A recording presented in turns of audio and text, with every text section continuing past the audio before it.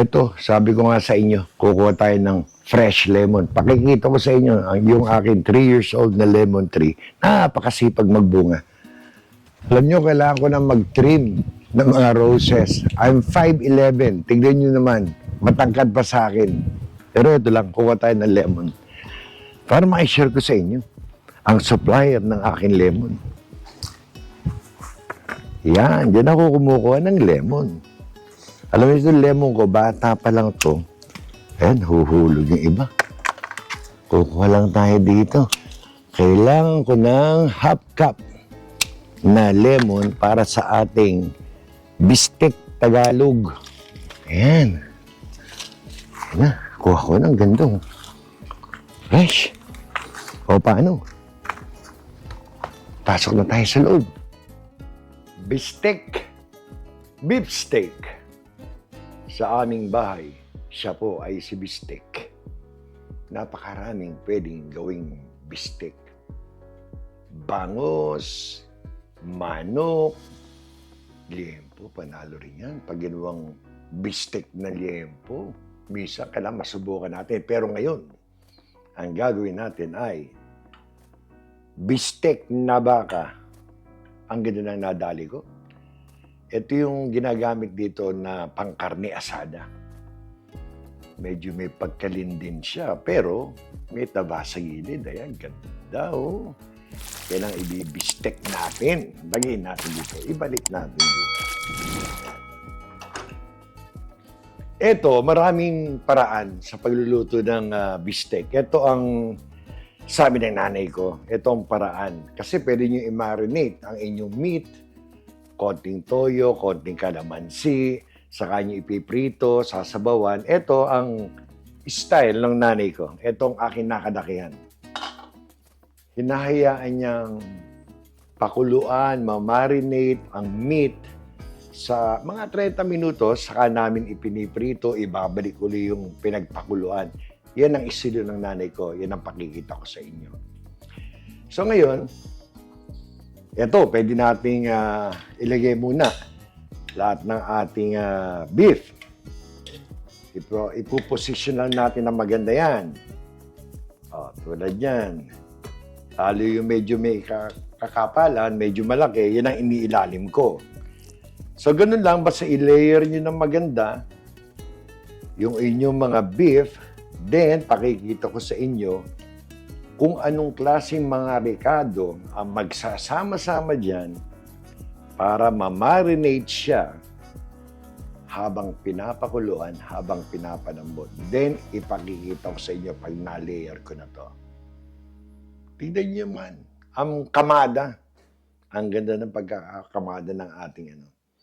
Okay, so ngayon, meron akong mga ni-ready na dito na rekado natin. Itong ating toyo, this is half cup na toyo ang ilalagay agad natin. Kasi ang aking ano nga pala, ang aking karne ay 5 pounds lahat. Kaya medyo may karamihan. Kaya half cup na toyo agad. Itong ating Lea Perrins or Worcestershire sauce, 1 tablespoon para ma-enhance agad yung lasa ng meat. Ang bango niyan. Yung Lea Perrins. Okay. Ito. May kalaputan ng konti. 2 tablespoon na oyster sauce. Tingnan natin kung matatanggal natin at nakadikit. Gusto ko nang i-measure para makita ninyo.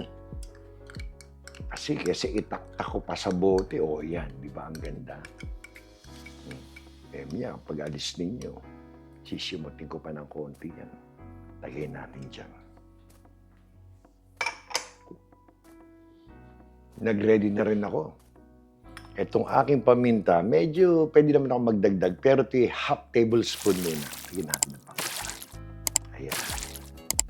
Half tablespoon. Para mapuruhan pa natin, maglasang baka pa. Ito yung nilagyan ko ng 1 tablespoon na beef powder. Ayan. Puruhan na natin yan. Saka natin pakukuluan. Okay, 1 tablespoon lang yan. Ito ngayon ang pag-uusapan natin. Ito yung lemon. Pinakita ko nga sa inyo kanina kung paano ako kumain ng lemon sa likod ng bahay. Kung kalamansi, mas masarap, mas matapang. Siguro, quarter cup lang, pwede na. Depende sa inyo yan. Ang gusto kong bistek namin, yung lasa ng toyo, saka yung asim, nararamdaman mo sa panga, yan ang gusto. So, ito, lemon ang ginamit ko, so half cup. Swak na swak yung asim yan sa akin. Nasa inyo kung gusto nyo bawasan. Again, kung kalamansi, medyo matapang ang kalamansi. Kaya medyo alalay kayo. Masarap ang kalamansi ng Pinas. Ibang klase yun. Ngayon, medyo nakalubog na siya. Siguro mga 2 cups muna. Kasi habang pinapalambot natin ito ng 30 minutes at hayaan natin mag-blend, pwede naman magdagdag ng tubig. Ayaw natin, puro tubig muna. Mga 2 cups muna ang ilalagay ko. Huwag lang hindi lumubog yung ating meat. Ayan, konti pa. Alam niyo namang 3 cups tong aking tumbler. Ayan na.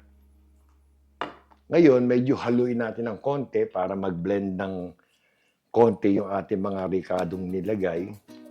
Ayan na. Then, pag pinakuloan nyo, pag nagsimula ng kumulo, orasan nyo lang ng mga 30 minutos. Medyo humahapoy-hapoy na tayo noon. At the same time, lahat ng marinate na yan, patalab na. Pagtalab niyan, medyo lumalambot na rin yung ating karne, saka natin ipiprito. Saka ko pakikita sa inyo. So pagbalik ko, 30 minutes para makita nyo kung ano na itsura. Again, siyempre depende yan sa baka na mabibili ninyo. Sana madali ko ito ng mga 1 oras. 30 minutos. Iba na itsura. Bang iba na, Alam mong sinipsip na nung karne. Yung ating mga marinate. Ayan na, Ganda. Alam niyo, habang nagpapalambot, nagpapakulo, nakatitig ako dito, sangkaterbang sibuyas. 3 medium size na hiniwa ko ng maninipis, panalo to. So ngayon, ito gagawin natin. Hahanguin natin. Makikita niyo naman yung ating gaswelas. Pero alam mo na tumalab na yung aking mga nilagay lahat dyan. So, ang gagawin natin, naka-ready na yung ganito ko. Lalagay ko siya, ililipat ko dito yan. Saka natin ipiprito. Kaya pagbalik ko, pakita ko sa inyo, ipiprito natin na may mga sunog-sunog yan. Saka natin ibabalik yung sabaw na yan. Half cup na mantika. Medyo madami. Babawasan natin mamaya yan. Gusto ko lang madali magprito. Kaya half cup agad ang nilagay ko. Itong estilo dito, i-ready nyo na. Mainit na mantika natin. Ito ngayon, ipiprito natin isa-isa. Siguro 4 kasya dito. Ayan. Medyo ingat. At ito ay tumatalsik din. Siguro, ayan, naririnig nyo na, nakikita nyo na. Kaya nga medyo nakaready na ako. Pero so far, okay pa naman. Mabait. Ayan. Na, kasya 4. So mga 2 lalakas ako ng konti para masunog. Maganda may konting sunog. Takpan na natin bago magalit pa. Kaya pagbalik ko, pakita ko sa inyo, na-prito na lahat yan. Then yung susunod na proseso, pakikita ko, paano natin pagsasama-samahin. Na-prito ko na, napakaganda ng itsura. Nakita nyo kung paano nasunog. Sinadya ko yan. Mamaya, maiiba na naman ang texture niyan. Napansin nyo, yung aking mga beef na hindi ko talaga hiniwa.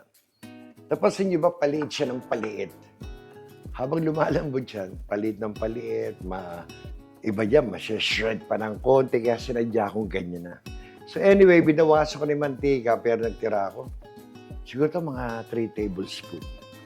Tinira ko. Ito ngayon, importante Ito yung sabaw nung kanina na tinanggal natin, pinanggalingan nung pinirito natin. Mainit yung mantika, saka nyo ibubuhos. Ayan. Nakita nyo? Biglang gaganda yan. Para siyang naluto pa sa mantika.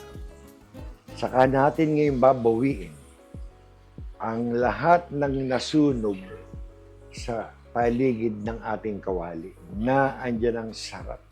Kakaibang ano yan. Ayan. Medyo paliguan nyo lang ng ating sabaw. Ang ganda ng ating kulo at nasimot ko na lahat ng nasunog. Nakita nyo ang gilid? Daig pang hinugasan. Saka ngayon natin pag siswimingin itong mga to. Unahin ko medyo may kalaki yan. Ayan Alam nyo, hindi pa to natitikman. Hindi ko alam kung okay na yung ating sabaw, pero madaling magdagdag. Ayokong dagdagan agad. So basta ibalik nyo lang na maayos. At ipakikita ko sa inyo kung dapat bang ito ay, kung ito ba'y dapat dagdagan ng tubig o hindi. Ayan na. Nakasalansa na maganda. Nakita nyo naman, hindi nakalubog sa binalik nating sarsa. Siguro lalagyan ko to kasi palalambutin pa ng mga 20-30 minutes. Depende hanggang sa maano ng karne ninyo, yung talaga namang tenderness na gusto ninyo. Ito siguro mga 1.5. Palubugin ko ng konti. Parang swak sa 1.5. Ganyan lang gawin nyo basta medyo palubugin kasi ayaw nyo naman ang inyong bistek nagsiswimming sa dami ng sabaw. So sa akin ito, medyo kagandahan na yan, takpang kulit. Pagbalik ko nito, luto na to, malambot na to. Eksaktong 30 minutos. Ayan na siya. So kanina, 30 minutes. Pinrito natin, another 30 minutes. Pero within that second 30 minutes, naglagay ako ng additional 1 cup na tubig. Parang mabibitin sa sarse, yung pinakasabaw niya. Ayan na. Bago natin ilagay ang ating sibuyas, checkin natin ang kanyang lambot. Kailangan medyo humihiwalay na ng konti yung Eto, isa na to. Ay, wala na. Humihiwalay na Ayan Ayan Yung kanyang na pa-crosswise, humihiwalay na yan. So, ganyang klaseng tenderness ang inyong gusto. So, depende sa inyong karne, pero ganyan ang ideal ay nahanap natin. So, ngayon, di pa natin ito natitikman. Wala akong ibang nilagay na kahit anong ricado dito, maliban kung ano yung inilagay natin sa umpisa pa lang. So, pwede natin tikman bago natin ilagay yung sibuyas.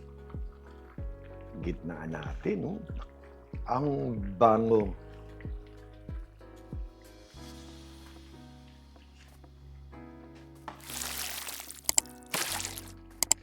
Ang kanyang alat galing sa toyo, check.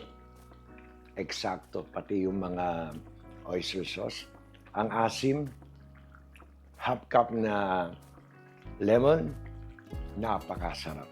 Ang sarap ng pagkakaasim. Alam nyo ba na pagdelegay nyo ang sibuyas na ito, ang lahat ng iyan biglang may iba, lalong sasarap. Simulan na natin. Napakaraming sibuyas. Ganyang karami. Magtitira lang ako ng konti. Pang-plating ko. Pwede na yan. Lahat ng sibuyas na yan. 3 yan. Nakatamtaman laki. Medyo paliliguan natin ang sibuyas para sumama yung lasa niya. Tapos, merong murang sibuyas sa ibabaw pagkakain na tayo. Ganyan lang, Kaya na, natikpan natin, eksakto. Kaya pagbalik ko, plating time na tayo. Ito na po, ang ating bistek Tagalog. Ito po ang version ng aking nanay. Ayan po ang sibuyas, mga konting litid at taba, at nagmantika po siya. Napakaasim, napakasarap ang lasa ng toyo, lalo kung ito'y kalamansi. Ilapag natin dito. Napakasarap na bistik. Tayo magpasalamat. Muli, isa na namang mapagpalang araw para sa inyong lahat. Salamat sa Diyos, tayo may masarap na bistek Tagalog. Kayo po'y mag-iingat. Hanggang sa muli.